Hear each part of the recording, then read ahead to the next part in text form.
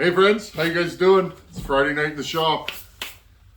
I know, Tin Man, how come your bench is empty? I cleaned the bench off.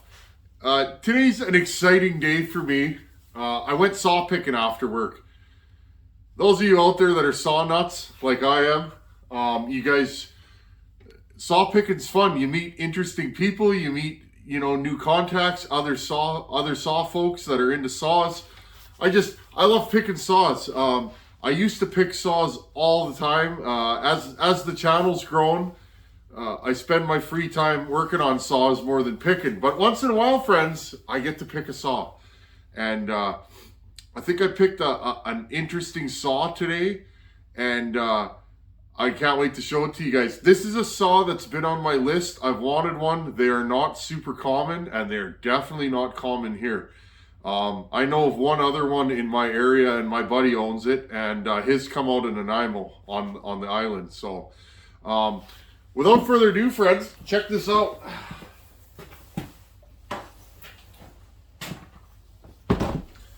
Just make sure the camera's there we go. We have a legendary saw, sort of legendary. It's not a 2100. I know a lot of you guys, it's not a 480, it's not a 2100, it's not a 2101. It's a 298 XP, friends. Now, my buddy has one of these. It's an interesting saw. Husqvarna made these 1986, 1987. Now, the question is, Tin Man, what's the deal with this saw? Well, friends, when I first really started getting into saws, I met a local fella, and he is a saw collector. He's got all the big boy saws, and he was letting me try them. He's the fella that has that Donnie Walker saw that I've mentioned, Donnie Walker 372, and I ran that, and from that day forward, I was like, must learn to port. And yes, there was no time to warm up the shop, friends. There was videoing to be done, and here I am. I was like, must show 298. So, my friend has one of these. His is in slightly better shape than this, I would say. This one's not terrible. It's got a few little bumps and bruises, but we'll deal with that. But my friend has one of these. I've run his with like a 36, 32. Just an absolute tractor of a saw.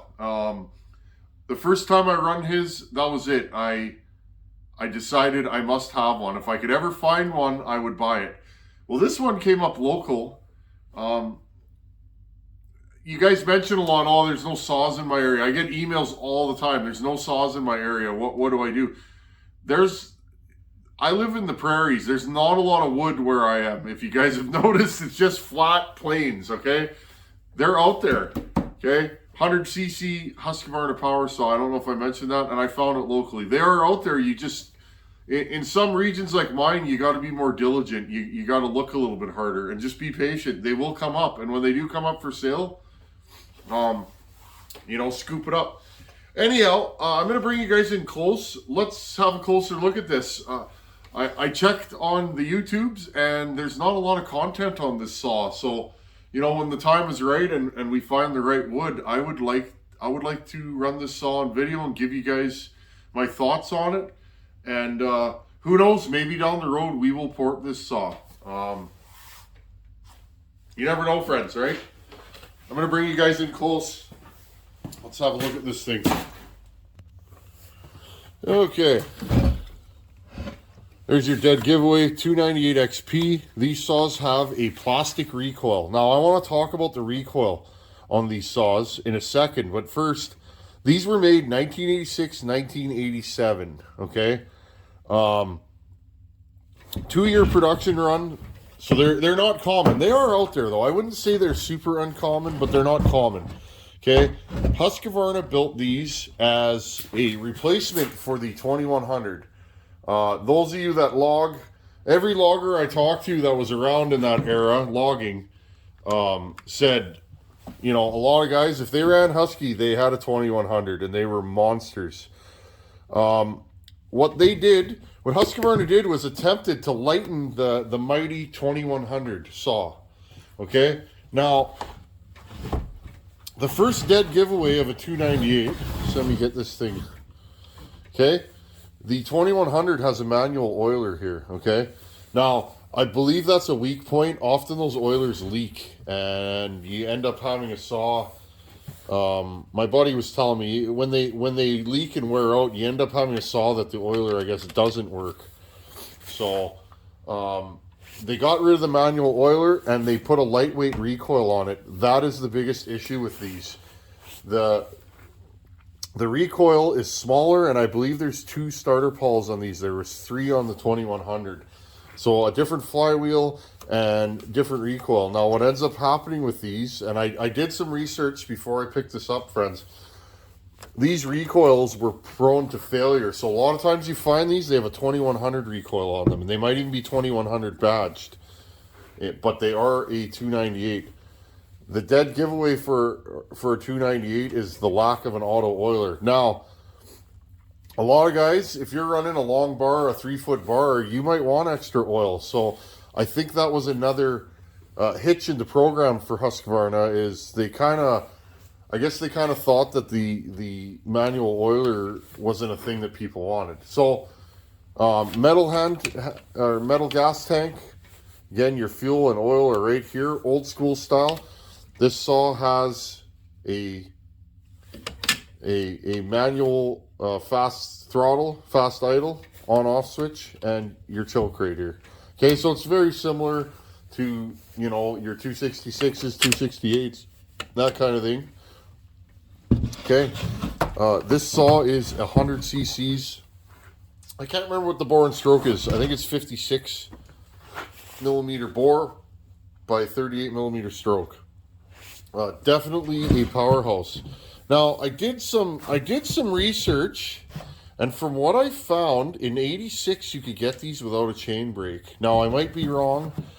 I mean, it's hard to know, but I believe this saw is factory with no chain brake. So kind of interesting there. It's got a straight out muffler. Serial number, if you look at it, it says 298, and it is a 6, so 1986. So from what I can see, this saw is correct, from what I can tell. Try not to knock it over. Now, found something interesting. Fella that had this, nice fella. He was a 2-stroke man. I could tell walking into his shop there, or, you know, seeing his shop. He was definitely a 2-stroke man. My kind of fella. He said, you know, he doesn't use saws anymore, and this thing's this thing's getting a little big. So he said when he got this, he noted how hard this saw is to start. Now, friends, if you've ever started one of these saws are a bear to pull over. If it's even slightly below 0, freezing, okay, this is a saw you're probably not going to take out. My buddies, it was fall and it was just around freezing. I remember him and I spending 20 minutes trying to time the piston just right to be able to pull his over. We finally got it going, but he said it's not a cold weather saw. So this fella, he was a 2-stroke man. He actually drilled this for a decomp. And you know what? I don't mind that on this saw. Normally I don't use decomps, but this is one saw that you need one. So he just drilled a little hole in the top cover and makes this thing way easier to live with. So that's about it. The few blemishes. Now, my buddy was just laughing at me. He's like, you have to have that saw. It's like, yep. Friends, this saw is far from minty. It's usable though. I could run it today. Guy said he just put a carb kit in it and it starts and runs good. It's got a few little issues. The muffler is cracked right here, both sides. It's missing the bolts on the bottom. So I'll have to keep my eyes peeled. Maybe somebody has a 2100 muffler. I'm guessing a 2100 muffler would fit on here. Now these do have anti-vibe. They're basically a modern saw. It's a saw that you can use. I wanted to buy this saw just to show you guys, the dealio. I thought this was an important saw to have on the channel. I'm just going to back you guys up here a little bit. There you guys go. This was mounted to a mill. That was common before you could buy mills everywhere and anywhere. That's what you had. Guys drilled holes and homemade mills. I think this is like a 26-inch bar. And yeah, that's what we got going on here. Let's have a look under the hood. And then, let's see. Let's zoom you guys in here a little bit. Let's see what we got under the hood here. Let's see if I can fire this thing up. Way too cold still to be cutting. This weather's starting to... Ooh, somebody meant it when they put that on. This weather is starting to wear me down, friends. It's been bad. Real bad.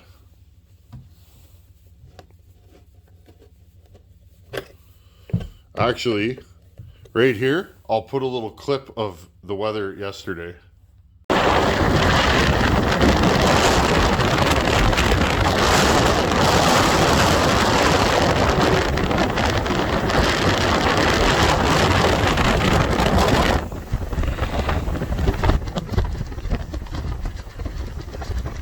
Oh, that's cold.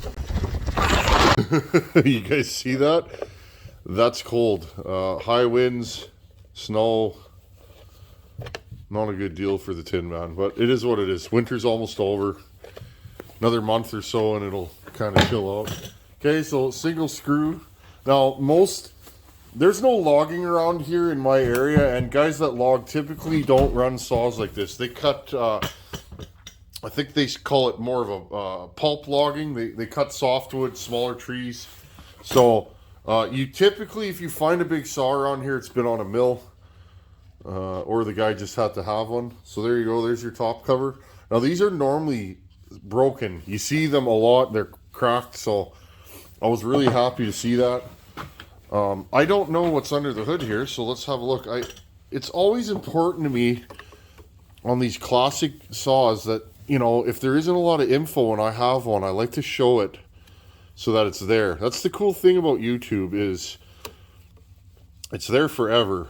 You know what I mean? Like, I've learned so much from other people on YouTube, and you know, I just, it's a good deal.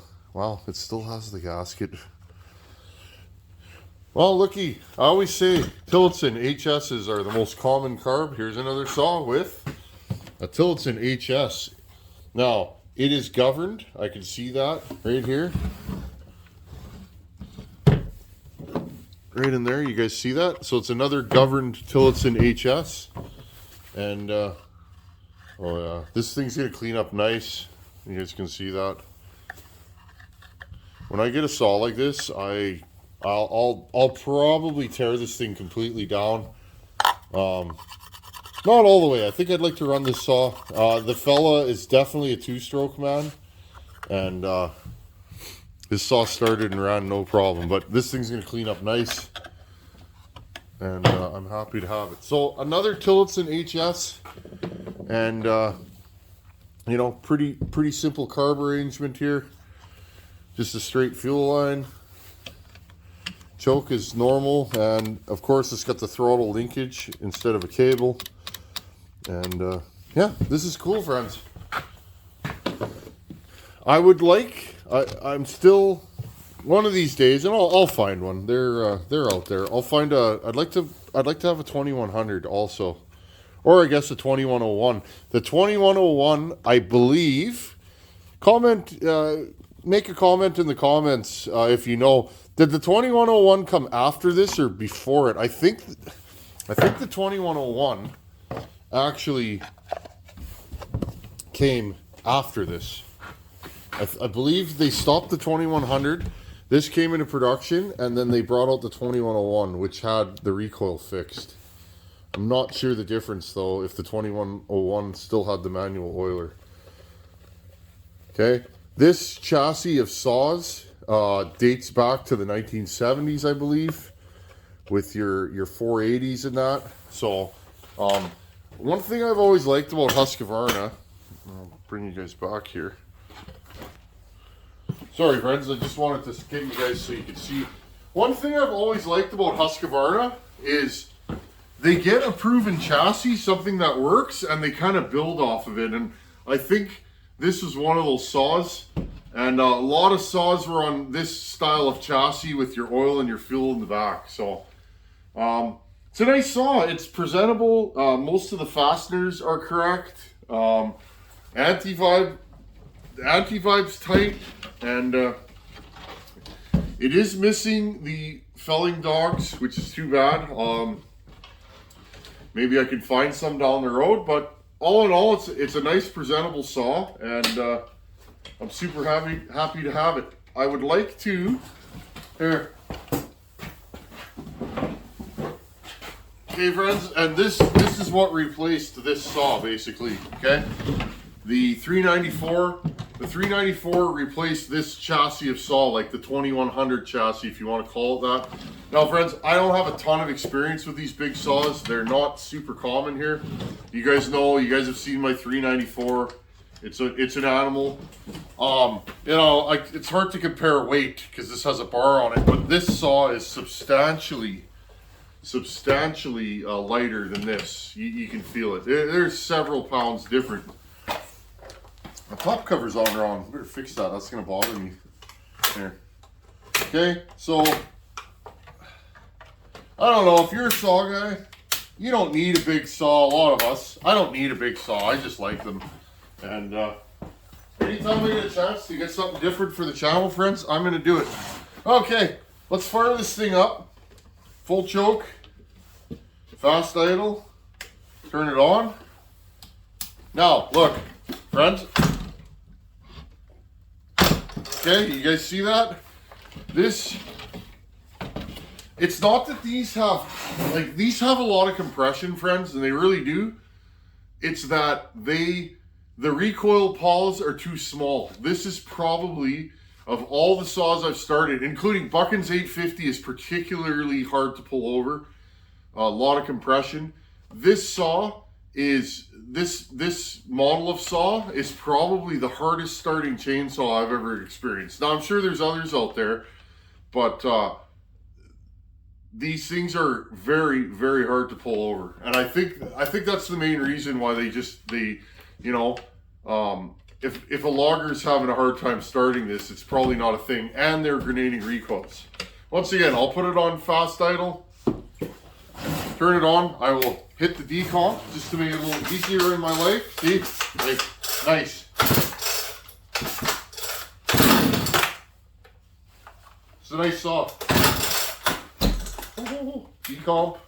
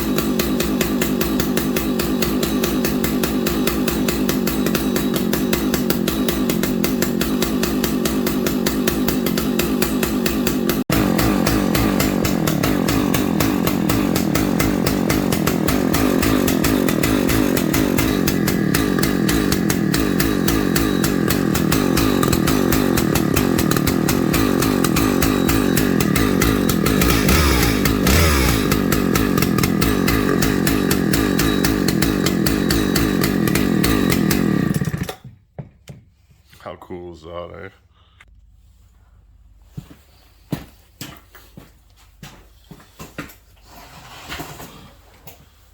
Now, friends, how cool is that? What a great power saw. I'm so happy that I picked this up. I wanted to share this with you guys. This is, like I said, this is something you don't see a lot of on YouTube. There are some videos, but there's not many, having a close look at them and tearing them down. When we get a chance, I'll pull the top cover down and have a look-see. Now, notice this chain is way too tight.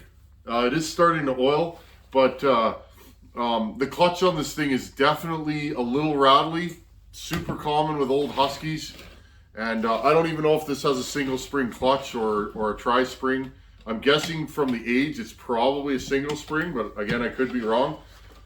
notice though, so these things have enough inertia that they will idle slow. You hear that? Pop, pop, pop, pop, pop, pop, pop, pop. This thing's idling at, you know, no RPM, and it'll sit there and just putt away. Kind of nice. And again, super easy starting. And that's the thing, friends. If you're going to look at a vintage saw, okay, first things first, condition of the saw. See? It's that top dead center. I can't pull it over. There we go. Okay, lots of compression. How does it start? This thing again, let's see the restart.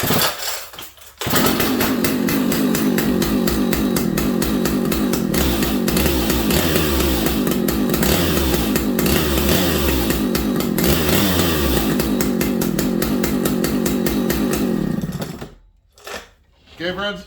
I mean, when you're buying an old saw, I mean, this thing's old, you know. It's not old if, you know, if you were buying saws in the 70s, but it's an 86, friends. It's old. It's been around the block. So, you know, when you're looking at a saw, just, you know, be diligent and check it over. Make sure, you know, check the anti-vibe. Make sure, you know, things are as they seem. And if it passes all that stuff, like, you know, if it's got good compression and fires right up and idles like that, it's probably a good saw. No signs of an air leak in this. And, you know, this thing fired 2 poles and it was stone cold. It's minus 40 out, friends. It's probably minus 30 in here. 100cc saw that starts like that, I'm in every time. So, anyhow, friends, Friday night in the shop, I didn't actually have this planned. But I saw this saw, and I had to have it, friends. It was, you know, stuff like this does not exist in my area, and it's anytime I could find a cool saw like this and show you guys, I want to do it. So I'm so happy that the fellow sold me this saw. Pretty cool. Anyhow, friends, stay tuned. When we have time, we'll put this on the bench and tear it down, and we'll make it more presentable. It's a little dirty right now. I like to take the recoils off and clean in there, and we'll clean it up and make it presentable. It's got a mismatched cap. I'm sure I have a cap that'll fit on there, and we'll just, you know, we'll make it nice again, and then we can run it. Anyhow, friends, as always, thanks for watching. Take her easy. Later.